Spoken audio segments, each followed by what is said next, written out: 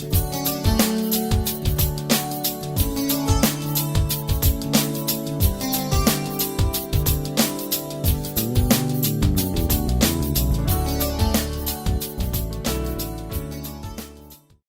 hoje é a parte 2.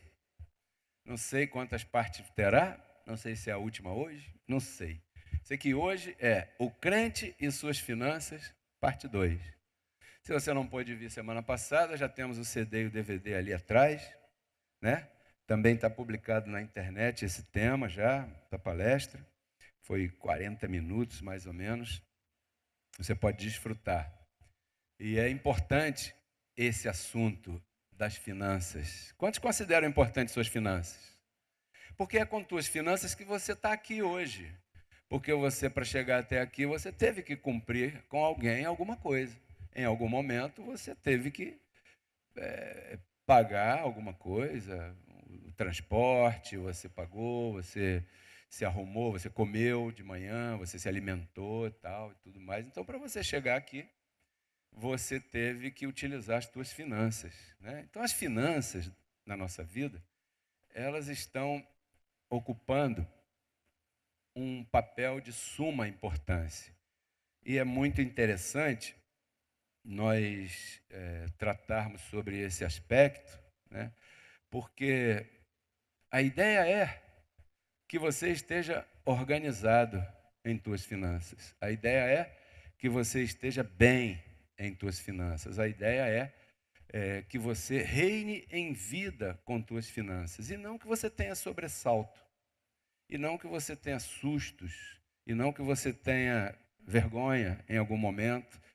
E também se acontecer em algum momento que a gente passe alguma vergonha por alguma coisa em relação às nossas finanças, ninguém vai morrer por causa disso.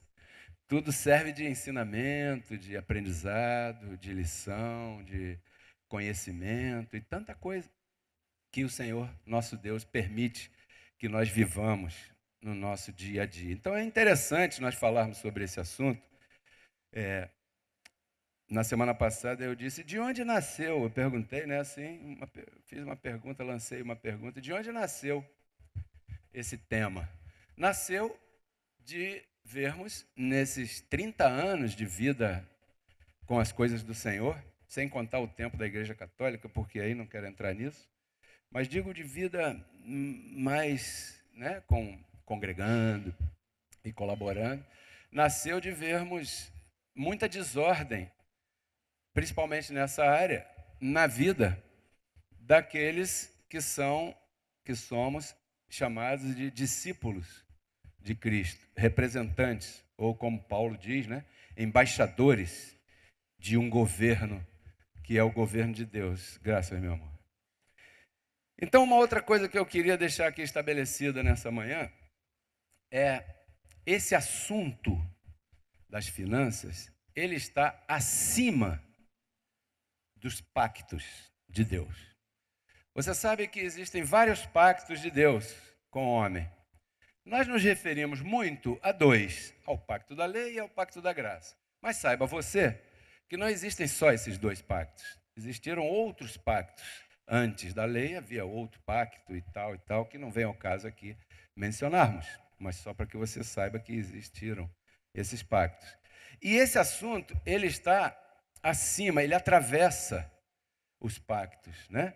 Porque enquanto um filho estiver nessa terra vestido por um corpo de carne, esse filho passará por situações e necessidades, né? Então, esse é um assunto muito lindo, muito gostoso, que eu confesso que traga edificação na tua vida. Esse é o nosso propósito. E que você possa fazer como diz o sábio, né? Que o prudente ouve o conselho de Deus e o guarda e o executa. Eu recebo que isso é o que acontecerá na nossa vida sempre. Então, na semana passada, vamos repassar rapidinho aqui. Letra A, letrinha A. Antes de criar a mulher, Deus criou o trabalho. Foi o que nós falamos semana passada. Gênesis capítulo 2, verso 15. Vamos começar com os versos. Se você trouxe Bíblia, abra aí tua Bíblia. Se não trouxe, anote, pesquise, É bom que você anote, né? Tomou, pois, o Senhor Deus ao homem e o pôs no jardim do Éden. Para quê? Para trabalhar. Para que o lavrasse e o guardasse. Então, antes de Deus criar a mulher e colocar a mulher lado a lado com o homem, né? Nem na frente e nem atrás, diga lado a lado. A Bíblia diz que é uma ajuda idônea. Isso é uma posição da mulher tão excelente. A mulher não foi chamada para andar lá atrás. O homem decide, depois se der, se ele resolver, ele conta para a mulher. Ou então a mulher que tem a última palavra. Não, isso são extremos do equívoco, né? A mulher foi criada como ajuda idônea. Mas aqui nós estamos falando de um momento bíblico que é antes da mulher. Antes da mulher, Deus colocou o homem no jardim e deu a ele uma função. Depois, ele aparece formando a mulher no verso 22, que nós não vamos ler aqui, porque você já sabe. Lá em Gênesis 2, 22, Deus então forma a mulher e traz a mulher à presença do homem. Muitas pessoas dizem, isso nós estamos enfatizando para tirar, limpar de nossa mente o que é dito por aí de forma ignorante, desconhecedora, que o trabalho foi fruto da maldição por causa do pecado. E isso não é verdade. Antes da mulher, antes do pecado, Deus criou uma forma para ocupar o homem. Parece que não é bom que o homem esteja só, mas também não é bom que o homem esteja sem fazer nada. E isso não precisa discursar aqui, que você sabe que mente vazia é oficina de Satanás. Já dizia o outro por aí. Então, dissemos também que por causa do pecado, o trabalho ficou mais difícil. Ok? Ficou mais difícil. Em Gênesis 3,17, você encontra que Deus amaldiçoou a terra. Diga, a terra. Se você olhar atentamente, você vai encontrar que Deus amaldiçoou a terra, embora tenha sido por causa do pecado do homem. Mas Deus não amaldiçoou nem o homem nem o trabalho, amaldiçoou a terra. Olha, por quanto tu pecaste, eu amaldiçoou a terra, e agora ela vai produzir coisas difíceis. E tu, a partir de então, vai ganhar o teu sustento com o suor do teu rosto. E vai tirar de onde o sustento? Da terra, que ele amaldiçoou. Portanto, ficou aí um pouco difícil, né? Mas aí está estabelecido esse princípio, porque se vamos falar de finanças, temos que falar primeiro da origem delas. Porque finanças não cai do céu, nem para os políticos, né? Finanças sai do teu trabalho, diga, do meu trabalho. Então, nós encontramos também na semana passada que Jesus trabalhou. Diga, Jesus trabalhou. Nós encontramos semana passada que o apóstolo Paulo trabalhou. Diga, o apóstolo Paulo trabalhou. Então, que tremendo. Em determinado momento, sendo o apóstolo, ele teve que trabalhar. E não é vergonha o apóstolo trabalhar. Muito pelo contrário, é honra. É honra ter um trabalho. Diga para quem está do teu lado, é honra ter um trabalho. Trabalho é manifestação das bênçãos de Deus na tua vida. Efésios 1:3 que nós tanto falamos, o trabalho é a concretização material das bênçãos espirituais que você já tem. Mas elas são espirituais e elas vão se manifestar também através do teu trabalho. Então, o trabalho é uma bênção do Senhor que Ele já te deu. E as tuas finanças, elas nascem, são consequência do teu trabalho. Portanto, para falar de finanças do crente, as finanças, o crente e suas finanças, como é o título dessas duas últimas palestras, né? Primeiro temos que falar do seu trabalho. Antes de ser fonte de renda, isso a gente falou um pouquinho semana passada, vamos relembrar hoje. Antes de ser fonte de renda, o trabalho deveria ser uma ocupação. Eu disse também semana passada, quando eu era pequeno, desde pequeno, minha mãe me ensinou, está até aqui hoje. Essa velhotinha aqui, Cândida, aí, está ali hoje, tranquilo. Ela me ensinou a trabalhar. Não por ganhar X, e sim por desenvolver alguma coisa útil. Não só para mim, como também para os demais. Então, isso é bíblico, e nós vamos mostrar aqui. Antes do trabalho ser uma fonte de renda, ele deve ser uma ocupação da pessoa. Quantos recebem essa palavra aí? Todos deveríamos aprender a trabalhar antes de ganhar. Todos deveríamos. Isso é o correto. Se você ensina teu filho a trabalhar, desde pequeno, quanto custa? Quando ele crescer, qual é a promessa? Não se desviará dele. Ensina o menino no caminho que ele deve andar. Não está falando de ir para a igreja e ficar de joelho, está dizendo para você educar teu filho, para que ele amanhã, quando tiver que resolver sozinho, ele lembre daquilo que você, marido e esposa, ensinaram a ele desde pequeno. Não é que ele não vá cometer falhas, é que será mais difícil cometê-las, porque ele teve um parâmetro que ele recebeu na sua vida. Eclesiastes 3:10. Veja só, vamos pular, vamos lá para Eclesiastes 3:10. Tenho visto, disse lá o sábio, o trabalho que Deus deu aos filhos dos homens. E eu sublinhei para chamar a atenção que antes do trabalho ser visto como uma fonte de dinheiro, deve ser visto como ocupação. Para que foi dado o trabalho?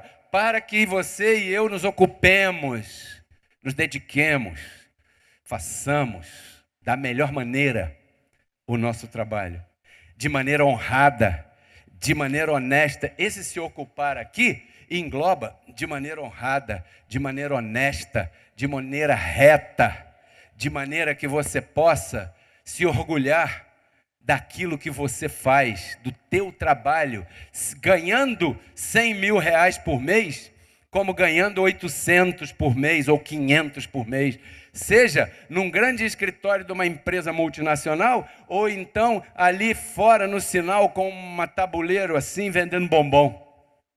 Que seja o melhor vendedor de bombom, que você vai ver para onde você vai ser levado.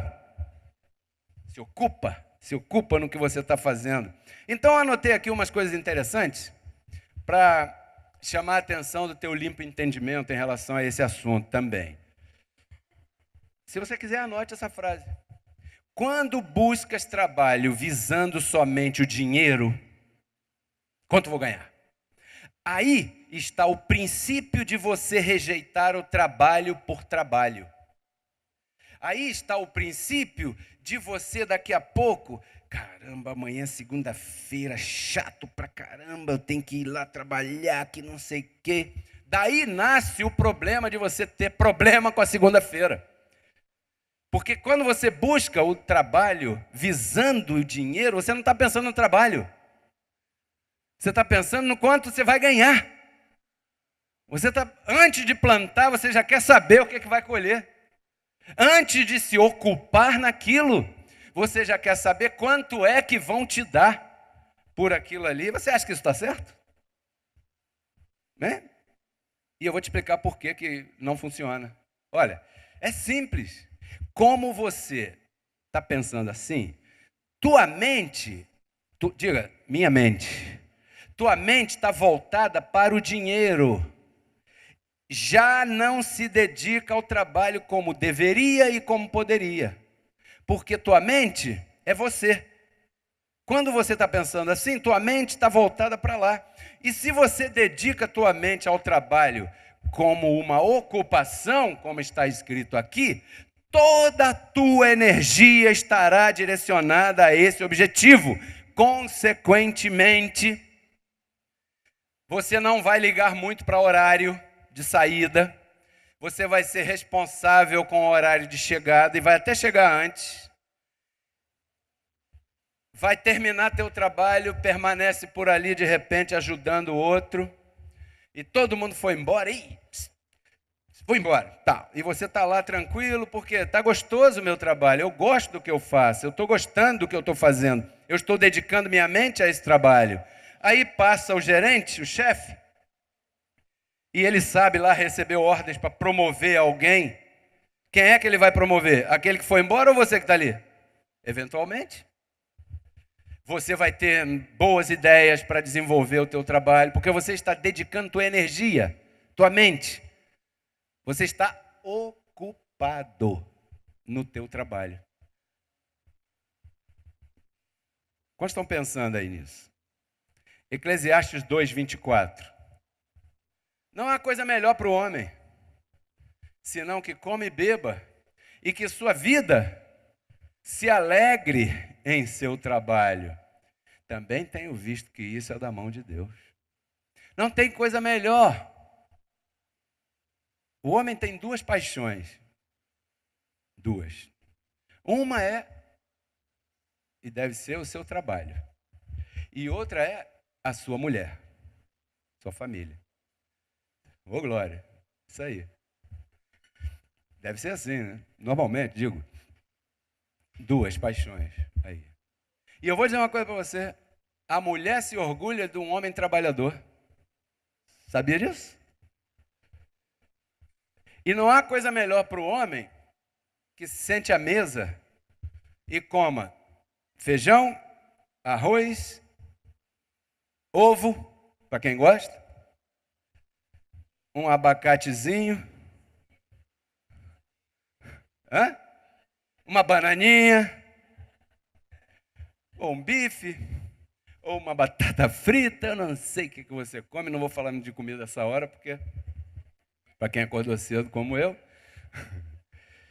E depois você olhar nos olhos dos teus filhos e dizer: filho, esse feijão, arroz e ovo, essa comida aqui, papai ganhou trabalhando honestamente. Que a Polícia Federal, o japonês, não vai chegar aqui amanhã às 6 horas da manhã para me acordar. Não adianta comer caviar e beber o melhor uísque e fumar o melhor charuto se você vai dormir apreensivo porque o japonês da Federal vai chegar lá.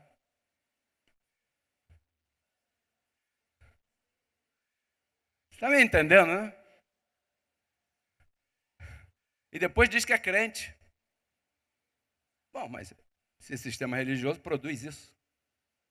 Porque lá não tem educação assim, em graça. Então, as finanças são uma consequência. Diga, consequência. Né? Você vai receber o teu salário e, eventualmente, vai ser aumentado no teu salário. Você não deveria, nós também já nos equivocamos nisso, você não deveria, eu declaro trabalhar menos e ganhar mais. Não, eu declaro trabalhar direito, para que a ordem de Deus se funcione e se ajuste na minha vida e eu possa colher esses frutos. Essa é a palavra mais sábia. Eclesiastes 3:22. Por favor. Assim, pois, tenho visto que não há coisa melhor para o homem que alegrar-se em seu trabalho, porque esta é a sua parte. Porque quem o levará para que veja o que há de ser depois dele? Então, abençoado, o homem deve se alegrar no seu trabalho. Quantos recebem isso? Isso é um trabalho delicado e dá trabalho limpar essa informação errada toda que tivemos e colocar a informação do Senhor corretamente aí. Né? Salmo 128, verso 1. Abençoado é aquele homem que teme ao Senhor e que anda em seus caminhos. Quantos estão no caminho do Senhor aqui? E caminhos do Senhor é o que está em Efésios. Boas obras preparadas de antemão para que andássemos nelas. Né? Então, você é um abençoado. Diga para quem está do teu lado aí, você é um abençoado. Congregar faz com que nós nos mantenhamos nesse caminho.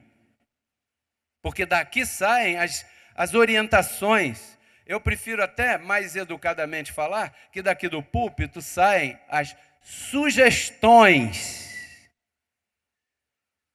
Sugestões. Para que você permaneça no caminho. Sugestões. Porque aqui você é livre. Até para rejeitar o conselho. Verso 2.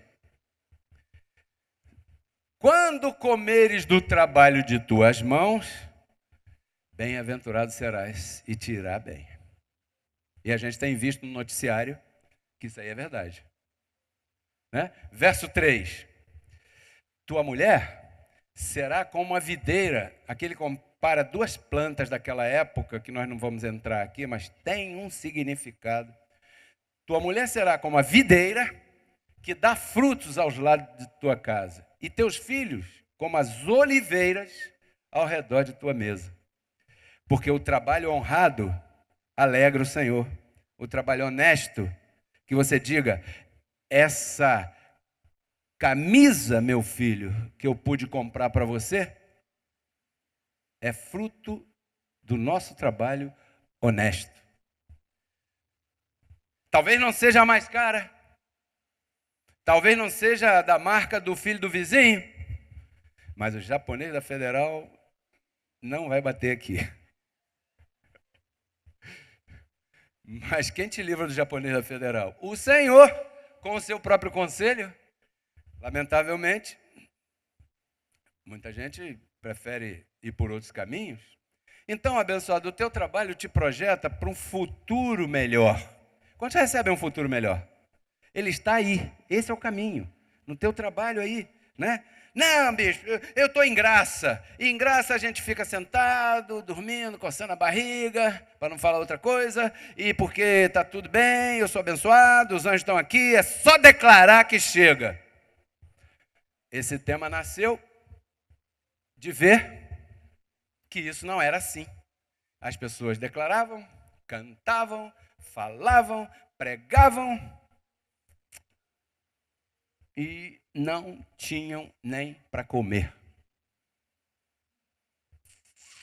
E eu duvido que alguém que tenha visto isso no ministério anterior me desminta aqui, porque, com raras exceções, isso era o que acontecia. Bom, o Senhor sabe de todas as coisas, porque também tem o outro lado, relativamente aí ao trabalho. Provérbios 18, peraí, 22, está certo, 29.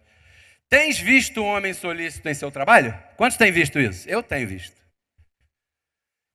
Eu tenho visto. Quantos têm visto pessoas solícitas em seu trabalho? Olha, diante dos reis estará, hein? Não estará diante dos de baixa condição, porque o Senhor te levanta, o Senhor te exalta, o Senhor te leva, o Senhor te honra, porque Ele disse, Ele falou. Solícito, isso aqui é manifestação das bênçãos do Senhor na tua vida. Solícito, com carinho, com respeito, com educação, com proceder, tratando todo mundo da melhor maneira e tal, com a cara feliz, na segunda-feira, maior segunda-feira, e você lá feliz, e chegou um pouquinho antes do horário, não chegou atrasado, nem nada, e tal. Olha, esse aí está rindo, está feliz, a gente quer alguém representando nossa empresa exatamente com essa característica. Ô fulano, vem aqui, vamos para uma reunião aqui que vamos te propor uma coisa. E vai por aí. Se você é solícito no teu trabalho. Ah, você está falando isso porque eu já passei isso. Eu era funcionário do antigo Banerj, não sei se você conhece, o Banco do Estado da Guanabara na época, ou o Banerj depois, e depois virou Itaú e tal e tal. E eu era assim, eu gostava daquilo e aquela coisa e tal, eu me envolvia ali, não sei o quê. Na hora do almoço me convidavam para ir para o... Tinha o bandejão, ali na Nilo Peçanha, e eu era convidado quase sempre, 3 vezes por semana, para ir comer no restaurante da diretoria. Aí eu chegava lá, aí tinha aquela comida um pouco mais excelente, tinha um tratamento diferente, o guardanapo já era de pano, não era de papel, o talher era outro, não sei o quê. Não sei o quê, consequentemente a minha comissão ia aumentando e tal, tudo é... Quantos recebem isso? Trabalho é importante, né? Provérbios 18, verso 9, tem o outro lado. Também, aquele que é negligente em seu trabalho é irmão do homem dissipador, porque é o primeiro a ser demitido. É o primeiro a não ter seus produtos aceitos em lugar nenhum, porque em vez de fazer um produto com um panfleto bonitinho, com um rótulo bacana, uma etiqueta e tal, embrulha no jornal e manda. E quando alguém tiver que escolher o teu produto para comprar, vai julgar entre as várias ofertas que tem por aí. E se há negligência em algum momento, é como se eu não me preparasse para vir para cá, cumprir com você hoje. Eu me dedico isso ao extremo. Eu não atendo telefone, eu não respondo e-mail, eu não respondo zap, eu não vou para o Facebook, eu não saio. Sábado de noite eu não como qualquer coisa, eu evito beber, alguma coisa que eu sei que de repente na segunda-feira eu vou chegar aqui com uma cara assim, com o olho todo tal, penso na camisa que eu vou botar, se combina melhor com aquela gravata ou não, e o sapato, e não sei o quê, e que enfeite que eu vou pôr aqui, e tal, como é que eu vou pentear meu cabelo, se está pronta a palestra, já está aqui, salva aqui no meu dispositivo, e o que eu tenho que falar, para procurar não me esquecer. Diligência. Isso funciona. Isso, eu recebo você um diligente. Surge uma pergunta aqui. Por que a maioria direciona toda a sua energia ao dinheiro e não ao trabalho? Você já parou para pensar nisso? Sabe por quê? Porque está tão desordenado que gasta mais do que ganha.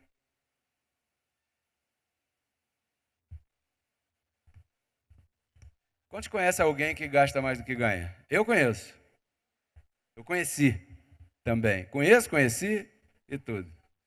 Isso vai dar certo aonde? Isso, a vida é dura. Aí sim se aplica que a vida é dura. 1 mais 1 é 2. 1 mais 1 é 2, não é 3. Aí corre para a igreja, Senhor, faz um milagre na minha vida, que a minha finança, que não sei o quê, que não sei o quê, que não sei o quê. Mas não pode ver um talão de cheque.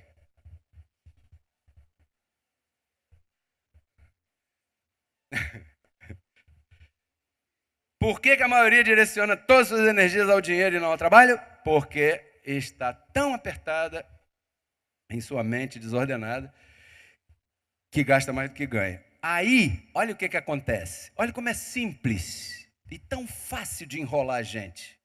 É simples. É por isso que é fácil de nos enganar. Porque eu não estou falando de você, eu estou falando de mim, hein? Não me leve a mal. Primeiro eu preguei isso diante do espelho. Porque a palavra tem 2 gumes, né? Então, olha o que se faz. Como a maioria direciona suas energias ao dinheiro e não ao trabalho. Por quê? Gasta mais do que ganha. Aí, em lugar de ajustar os gastos, prefere direcionar a atenção em como é que eu faço para ganhar mais? Para acabar o quê? Gastando mais. Porque você está desordenado aqui, você pode ganhar o que for.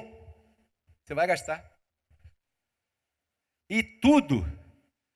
E mais do que o que tem, para continuar nessa ciranda. Então isso se torna uma ciranda na vida da pessoa, que pega a pessoa desordenada desde nova, ela casa desordenada, porque antes do trabalho já tem mulher. E qual é a instrução ali primeiro? Antes da mulher, porque mulher é uma responsabilidade. Quando fala de mulher, está falando de casa, está falando de filho, está falando de conta de luz, está falando de despesa, de demanda, de auxílio médico, de plano de saúde, de transporte, de supermercado. Responsabilidade. Primeiro Deus te deu um trabalho. Depois que você tenha isso, aí vem, né, a mulher. Mas como isso não é respeitado na maioria dos nossos casos, então você já desde novo já começa nessa ciranda aqui. O que eu faço para ganhar mais? Porque, caramba, eu fui fazer as contas, eu ganho 1.000 e estou gastando 2.000. Já está devendo 1.000 antes de receber. Vai receber aqueles 1.000, ainda vai faltar mais 1.000, aí corre para o agiota, aí corre para o banco, aí corre para não sei o quê. Vai dar problema financeiro, porque não vai conseguir pagar. E vai dar problema de quê? De saúde. Aí fica nervoso, aí não consegue conversar com ninguém, aí foge, se esconde, aí telefone toca, deixa eu ver, não quero não, diz que eu não estou. Né? Não é assim que acontece? Não, não posso atender agora, não. E às vezes até disfarça, o telefone toca, está naquela rodinha conversando, aí olha assim, "Ih, Bradesco." Ou então desliga e bota no ouvido, alô? Ué, caiu. Desordenado aí, né, a situação. Então, abençoado, é aí que começam os dois maiores perigos para as finanças e para a tua vida. Os dois maiores perigos começam aí. Primeiro, fazer coisas escusas para ter mais dinheiro.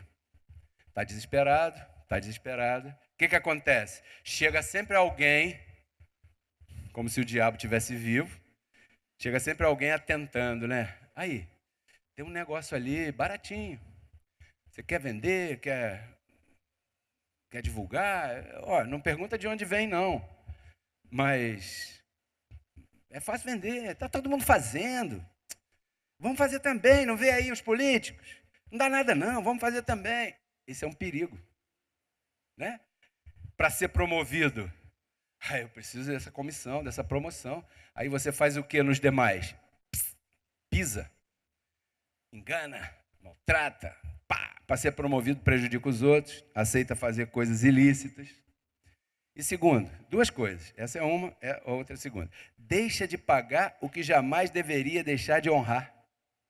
Primeira coisa, deixa de pagar aquilo que você jamais deveria deixar de honrar. Provérbios 3:9, olha a primeira coisa que a pessoa deixa de lado. Honra o Senhor com teus bens e com tuas primícias, de todos os teus frutos, e em teus depósitos haverá abundância. Quando a pessoa está numa situação dessa de desordem nas finanças, isso aqui é a primeira folha da Bíblia que aquela pessoa não lê. Por quê? A luz está cortada. Como é que vai dar o dízimo? A escola está atrasada. Não tem dinheiro nem para almoçar amanhã, não sei nem como é que vai ser no trabalho. Eu vou pedir emprestado lá meu chefe, porque não sei e tal. Então, ao ferir isso aqui, ao ferir a semente, ao ferir e comer a semente que deveria ser lançada no solo, amanhã não tem colheita, né? 1 Coríntios 16:2, aí já é o apóstolo Paulo falando. Cada primeiro dia da semana, cada um de vós separe algo conforme tenha prosperado. Falando de semear, né? Aí. Então, ao deixar esses conselhos de lado, a tua vida entra no rodamuinho, assim, numa ciranda de difícil solução.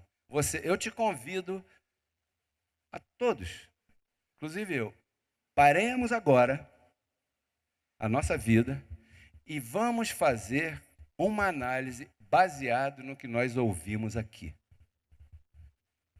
Porque se você não para e não analisa em que ciranda você está metido em relação ao crente e suas finanças, isso é de difícil solução. Porque não existe mágica. Assim, ó, pá, resolveu. Não existe mágica. 1 mais 1 é 2. Você tem que arrumar uma forma de consertar isso aí. Então, abençoado, eu queria que você soubesse que eu, Pedro Kelly, oro pelo trabalho dos membros da igreja. Talvez você não soubesse. Sabe por quê? Porque eu creio naquilo que o Senhor promete para os seus filhos. Se ele disse que Efésios 1:3 somos abençoados com todas as bênçãos espirituais nas regiões celestiais, e se porventura isso não está acontecendo na nossa vida, nós temos que tratar esse assunto até que se manifeste. Porque alguma coisa está errada, mas não é a palavra. Porque a palavra não pode estar errada. Quantos recebem? Agora tem que ter um pouco de coragem para fazer isso. Tem que querer fazer isso. Uma coragem espiritual aí, abençoada. Então, olha, para a gente continuar a semana que vem. O trabalho é uma bênção dada por Deus. Quantos recebem? Do teu trabalho, o Senhor provê as tuas finanças. Quantos recebem isso? É do trabalho que ele provê tuas finanças.